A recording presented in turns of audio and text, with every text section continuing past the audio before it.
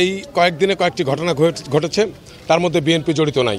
ব্যক্তির দায় দল নেবে না, ব্যক্তির দায় দল নেবে না, যেটা তারেক রহমান স্পষ্টভাবে বলে দিয়েছেন। এবং বিএনপি কোনো সন্ত্রাসী কর্মকাণ্ডের সাথে জড়িত না। আপনারা আরও অবলোকন করেছেন যে গতকালকে এনসিপির মিছিল থেকে মুহিন নামের একজন সন্ত্রাসী যে এই হত্যাকাণ্ডের সাথে জড়িত ছিল তাকে ধরা হয়েছে।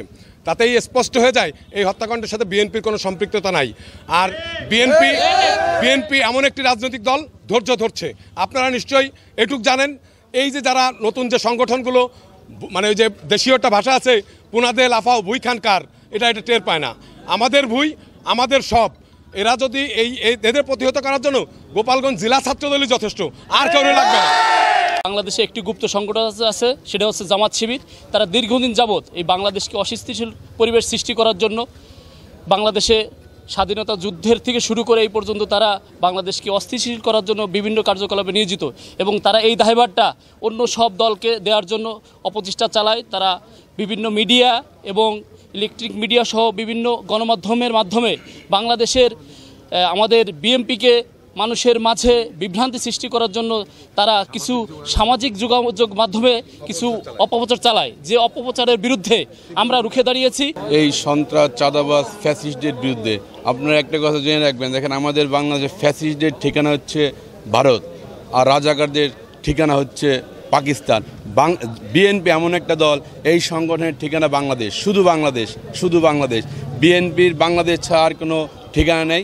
আমরা বাংলাদেশকে সুন্দর, শান্তিপ্রিয় রাখার জন্য আমাদের দেশনায়ক তারেক রহমান যে কর্মসূচি দেবে, সেই কর্মসূচি আমরা বাস্তবায়ন করব।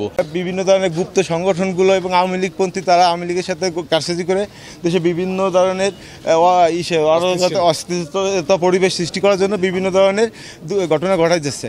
আমরা এর থেকে জনগণের সজাগ এবং প্রশাসনকে সজাগ দৃষ্টি রাখার অনুরোধ জানাচ্ছি এবং এর প্রতিবাদ জানিয়ে এই মিছিল করা।